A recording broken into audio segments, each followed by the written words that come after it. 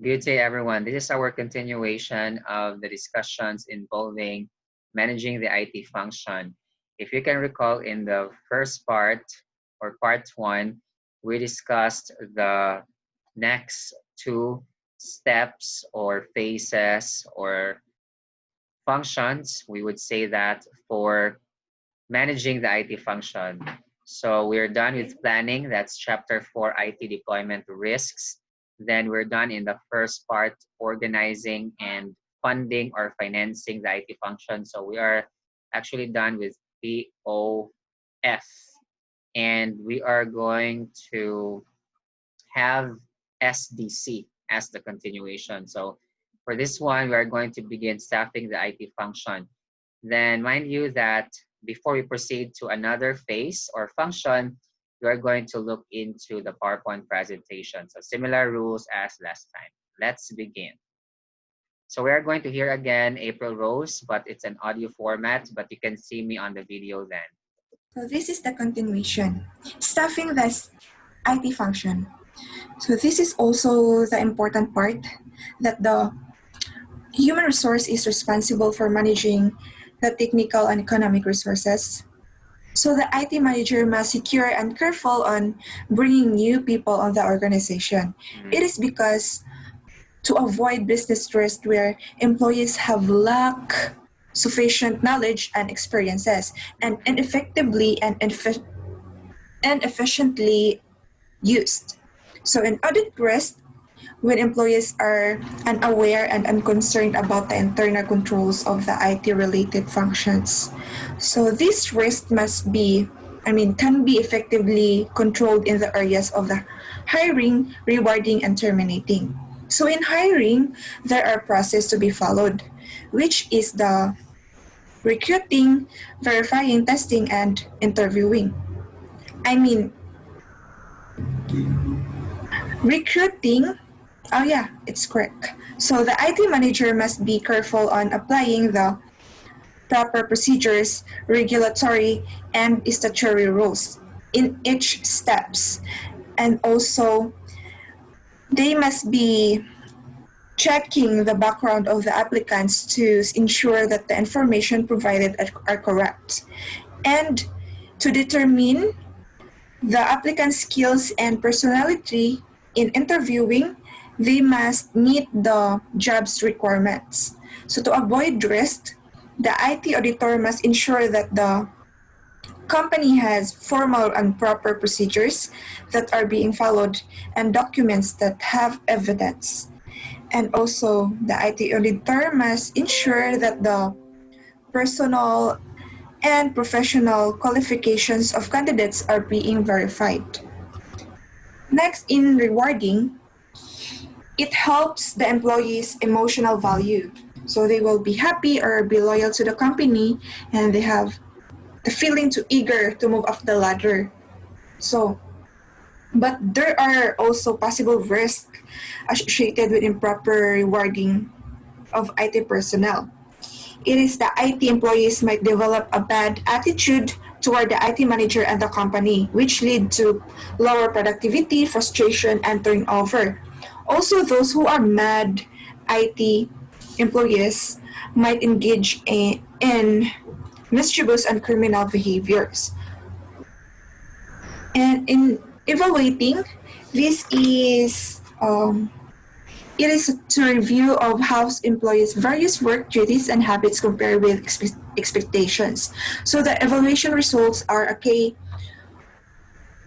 consideration for promotions or bonuses. So this help employees better understanding and to improve communication between management and employees. So there are some issues about this also in evaluating. There are misunderstanding and some will disagree. So the IT function, the IT auditors should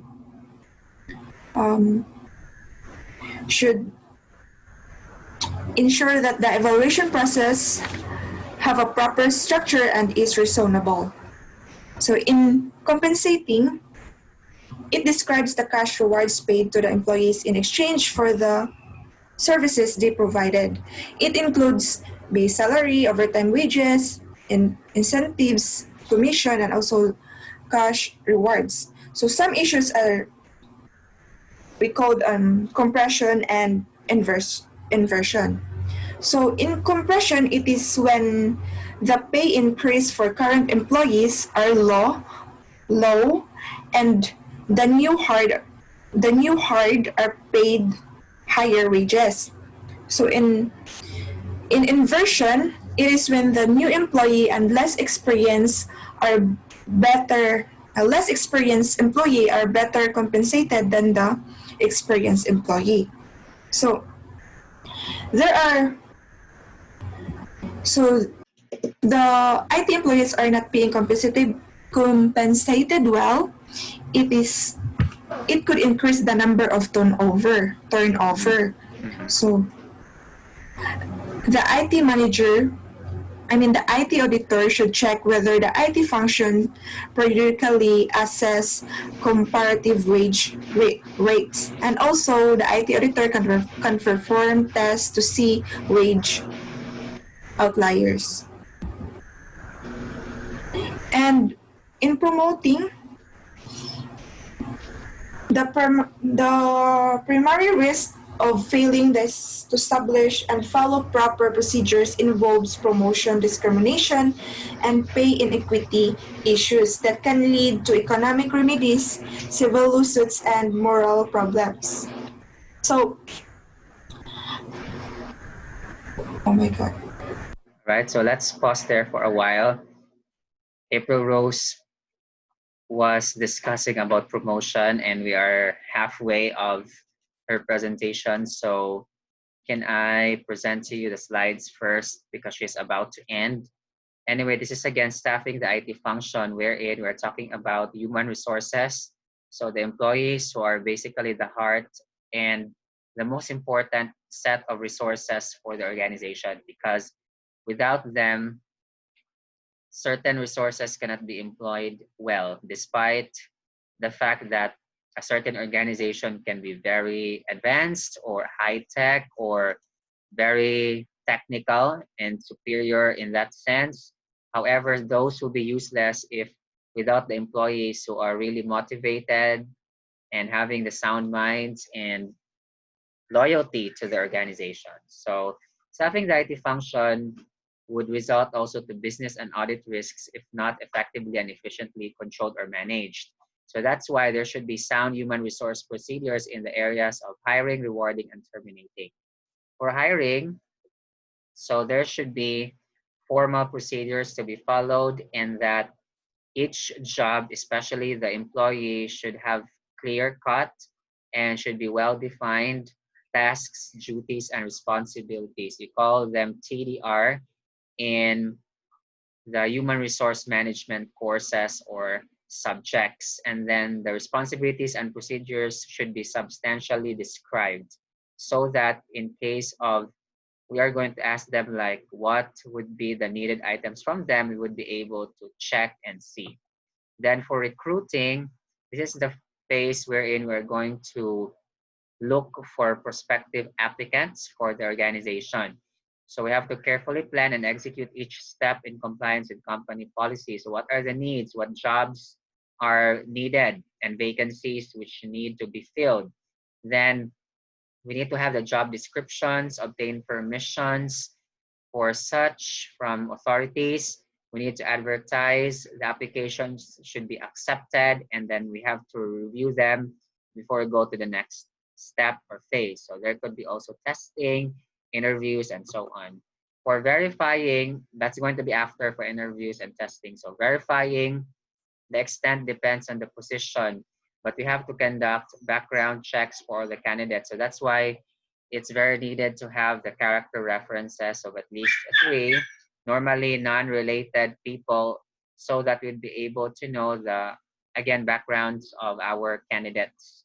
So both personal and professional.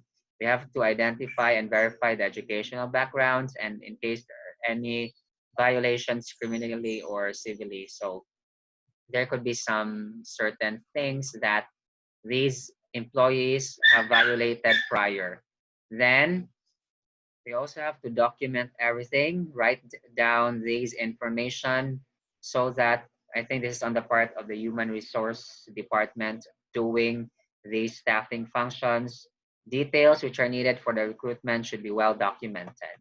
Testing. So this is where we are going to conduct, for example, IQ tests and other forms of, and then there could be many tests though and different orders depending on the organization. Then these testing procedures must be consistent to be fair to all candidates. Interviews could come before or after actually the testing. Some companies would have interviews like prior to another exam or test, or it would be the last perhaps, or really prior to the testing, so that only those who have passed the interview sections would undergo the testing. Then we should follow the sound procedures, company regulatory and statutory rules, also to protect everybody and all parties in the process. Then the steps of interviewing should be, we have to select appropriate interviewers on the sense that they know their job, they know how to apply the concepts and principles of interviewing so as not to insult and hurt the employees, and they're going to do the tasks professionally. Then there should be an internal interview schedule, which is to be done and followed appropriately. Arrange for interviews with interviewers or interviewees rather, and we have to conduct the interviews properly and professionally. Then rewarding is very important because we have to keep the motivated employees motivated, and that's the challenge. So how do we do this? Continually challenge in motivating employees. So improperly rewarding employees may result in business risk. So employees could be not motivated anymore, they're frustrated, they could be angry about the management or of the management, and that's why they're not going to do the tasks anymore properly.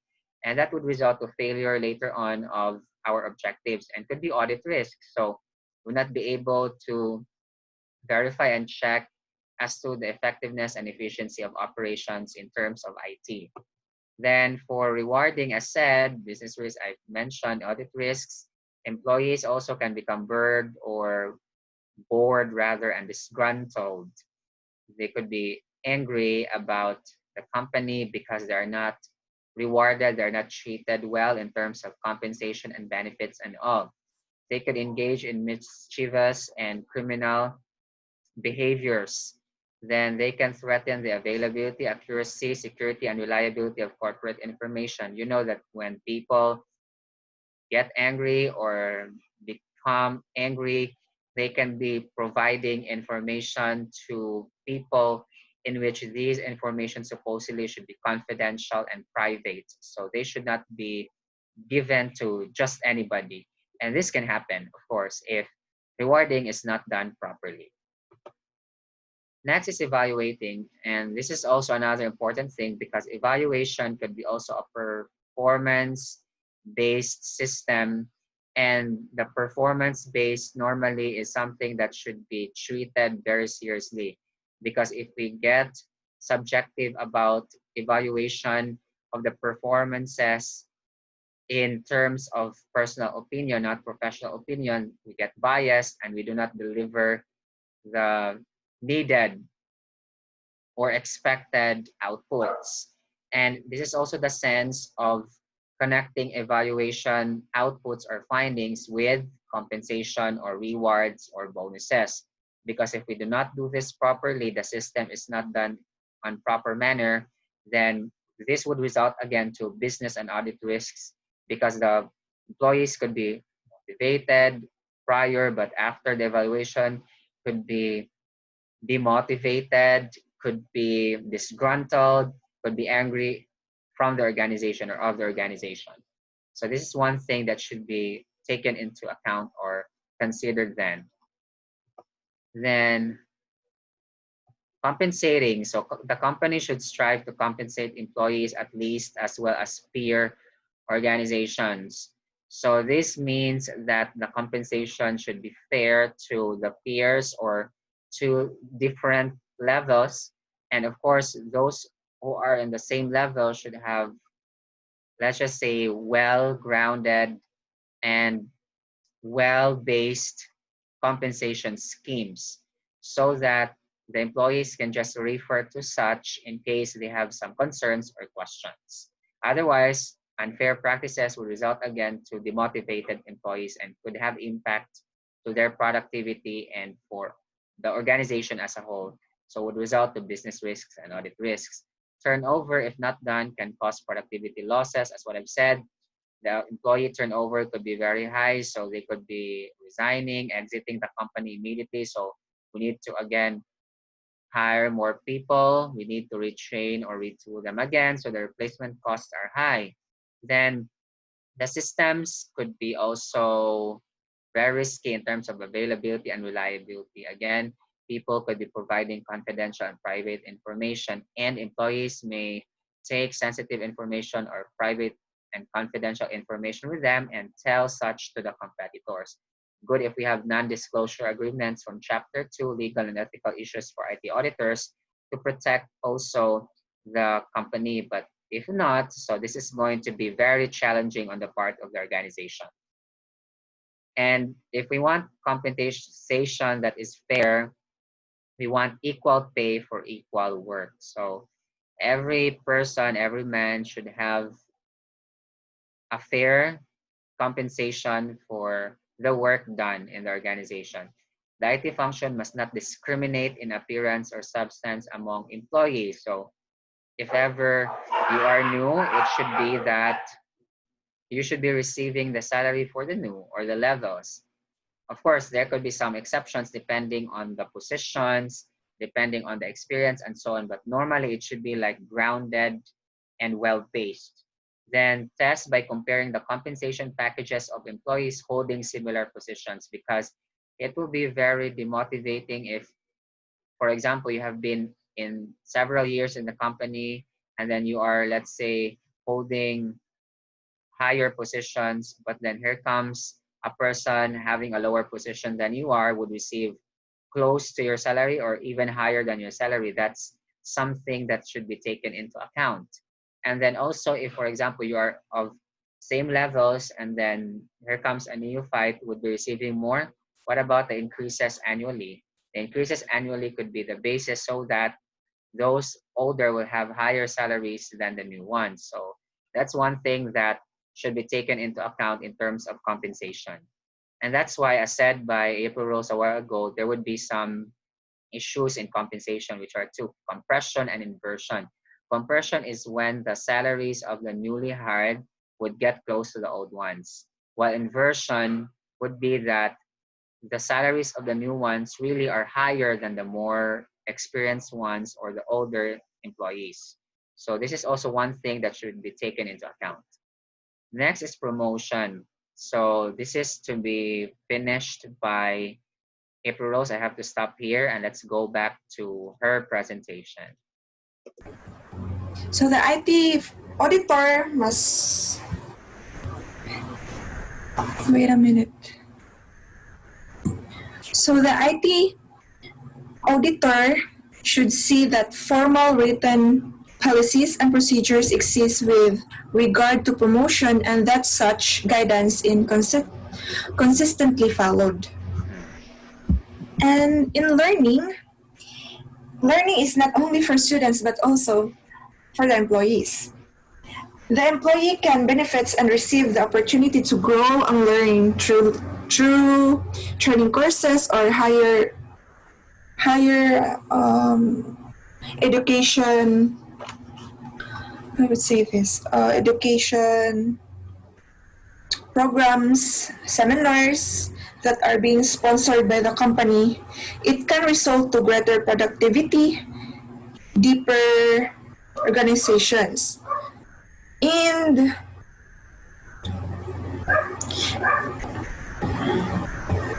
in terminating, so it either voluntary or involuntary. It is so in terminating, a disgruntled employee can disrupt the company's system and controls, whereby can put the availability, reliability, and integrity of the information computers and networks at risk. Yeah. So the IT function needs to design and implement an countervailing control such as backup procedures, check and balances, cross trainings, job rotations, mandated vacations, and immediately separated them from the computing environment or terminate all computer privileges to eliminate the possible risk. That is all about for my topic. Thank you for listening. All right. So April Rose is about to end. Allow me to go back to the slides before she will be saying her last parts, or let's just say I would have said saying goodbyes for now, of course. All right. So promotion or promoting should be based on merit. If you say merit, this means that it should be based on your value or worth as an employee in the organization. And this value or worth should be the sum total of your contributions and performances to the organization. Like when tasks are given to you, how fair did you perform, or how good or well did you deliver the results or deliverables. So those things should be taken into account. And compensation should be commensurate with the new job's role and responsibilities. So if you are given, for example, a new job, so there is like an entry level for those particular employees and would increase, and so on. Then must be formally written in terms of procedures, and these are consistently followed. So consistency is the key, as being said here in the particular sides or presentation. We can actually notice that the word consistently or consistency has been said.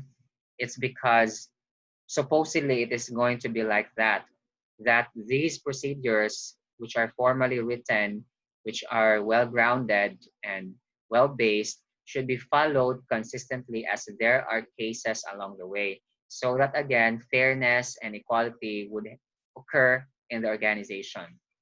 And hopefully then learning, as said by April Rose, that this is not only applicable to students but also to employees or even to managers, that they should learn in the process. That's why learning should take place, can be in the form of, or can come from trainings, which can be sponsored by the organization, because we're talking here about employees. Then training benefits the employee and later on to the employer. And this is like something that is really hopeful for, or let's just say very positive and optimistic, and society as a whole. So failure to offer learning opportunities would also create a risk. So employees could have potential loss of competitive positioning due to an uneducated workforce. So the existing workforce would not be competitive enough in terms of the skill. So they have to be retold, they have to be repositioned, they have to be retrained.